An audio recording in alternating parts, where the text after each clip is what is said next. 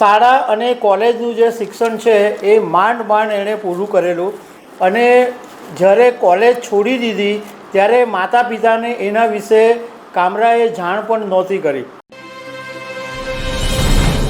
નમસ્કાર. મહારાષ્ટ્રના deputy CM Eknath શિંદેની સામે ટિપ્પણી કરવાને કારણે કુણાલ કામરા અત્યારે સોશિયલ મીડિયામાં જબરજસ્ત ચર્ચામાં છે.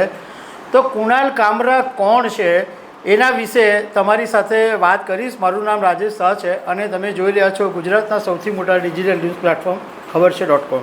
કુણાલ કામરાએ પોતાના એક શોની અંદર દિલ તો પાગલ હૈનું એક પેરોડી સોંગ ગાયું હતું અને આ ગીતની અંદર 2022 દરમિયાન શિવસેનામાં જે વિભાજન થયું હતું એનો આ ગીતમાં ઉલ્લેખ કરવામાં આવ્યો હતો અને કામરાએ આ ગીતની અંદર ગદ્દાર શબ્દ વાપર્યો હતો. આમાં કામરાએ કોઈ જગ્યાએ એકનાથ શિંદેનું નામ નહોતું લીધું, પરંતુ શિંદે શિવસેનાના કાર્યકરોને એવું લાગ્યું કે આ એકનાથ શિંદે માટે જ ગીત ગવાયું છે અને એને કારણે શિંદે ગ્રુપના જે કાર્યકરો છે એ કામરાએ જ્યાં શો કર્યો હતો ત્યાં ગાડી તોડફોડ કરી. આ ઘટના વિશે તો ઘણી બધી વાત થઈ ગઈ છે, પરંતુ કુણાલ કામરા કોણ છે એ હું તમને જણાવું તો કુણાલ કામરા છે એ એક સ્ટેન્ડઅપ કોમેડિયન છે અને એ ભણવામાં બહુ ઠોઠ હતો. ભણવામાં એને બહુ ખાસ રસ હતો નહીં.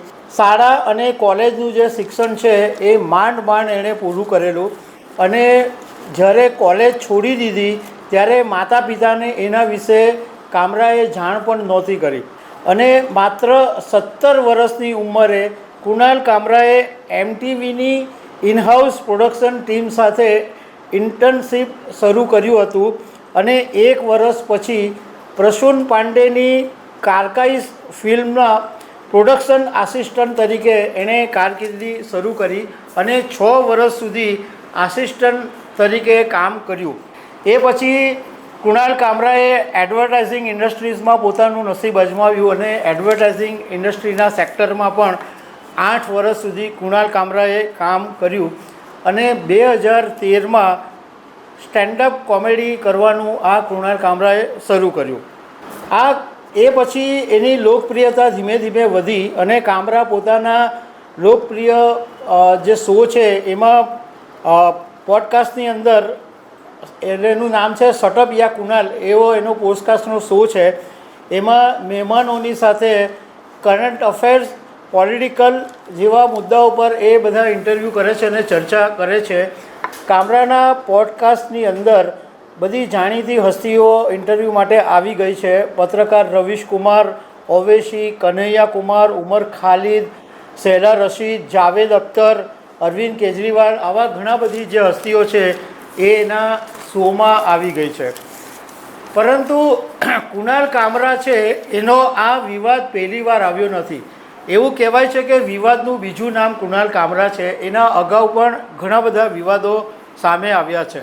2 માર્ચ 2017ની અંદર પેટ્રોટિઝમ એન્ડ ગવર્નન્સ નામથી કુણાલ કામરાએ એક યુટ્યુબ પર વિડીયો વાયરલ કર્યો હતો અને આ વિડીયોને કારણે એટલો બધો મોટો વિવાદ ઊભો થયો હતો કે એને મોતની ધમકીઓ પણ મળેલી. એ પછી 2018ની અંદર મુસલમાન શીખો અને મધર ટેરેસા પર જોક વાયરલ કર્યો હતો, જે એનો વિવાદ એટલો બધો જબરજસ્ત વકર્યો હતો કે આખરે કુણાલ કામરાએ પોતાનું ટ્વિટરનું જે એકાઉન્ટ હતું તે વખતે એ ડિલીટ કરવાની ફરજ પડેલી હતી. જાન્યુઆરી 2020માં કુણાલ કામરા ઇન્ડિગોની એક ફ્લાઇટમાં સફર કરી રહ્યો હતો ત્યારે તે વખતે પત્રકાર અર્નબ ગોસ્વામી પણ આ ફ્લાઇટમાં હતા અને કુણાલ કામરાએ અર્નબની સાથે બબાલ ઊભી કરી હતી અને અર્નબની પત્રકારત્વ પર કુણાલ કામરાએ સવાલ ઉઠાવ્યા હતા. આ વિવાદ પણ એટલો બધો વકર્યો અને આ ઘટનાના વિડીયો સોશિયલ મીડિયાની અંદર વાયરલ થયા હતા.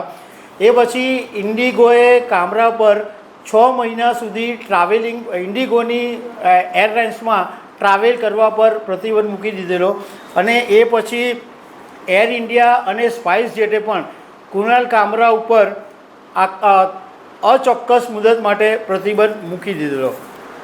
ઓક્ટોબર 2020માં ઓલાના માલિકની સાથે પણ કુણાલ કામરાની બહુ મોટી બબાલ થયેલી અને એ સોશિયલ મીડિયામાં પણ જબરજસ્ત ચર્ચાનો વિષય બનેલી. વાત એમ બનેલી કે કુણાલ કામરાએ પોતાના સોશિયલ મીડિયા પર એવું કીધેલું હતું કે ભાઈ ઓલા ઇલેક્ટ્રિક વ્હીકલ્સમાં કોઈને કંઈ પણ પ્રોબ્લેમ હોય તો એની જે પણ સ્ટોરી છે એ અહીંયા ઘડી મારી પોસ્ટ ઉપર શેર કરજો.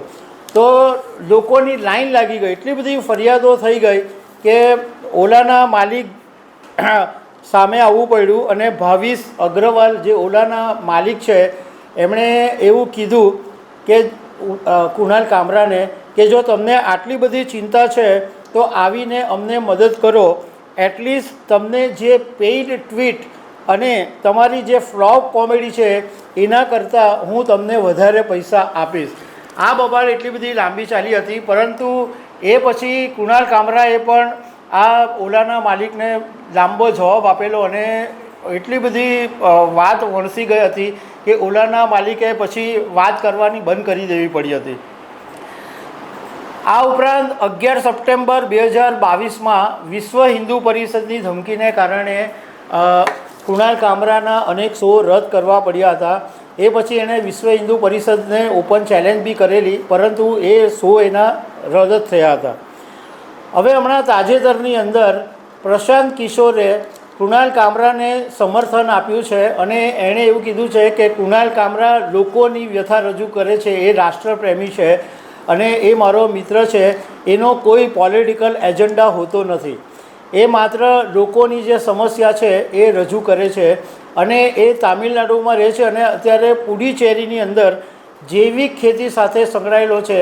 આ સ્ટેન્ડઅપ કોમેડી એનો માત્ર શોખ છે, પણ એ ખરેખર કામ જૈવિક ખેતીનું કરે છે. તો દર્શક મિત્રો, આવી અનેક વાતો સાથે અમે તમને મળતા રહીશું. Thank you very much.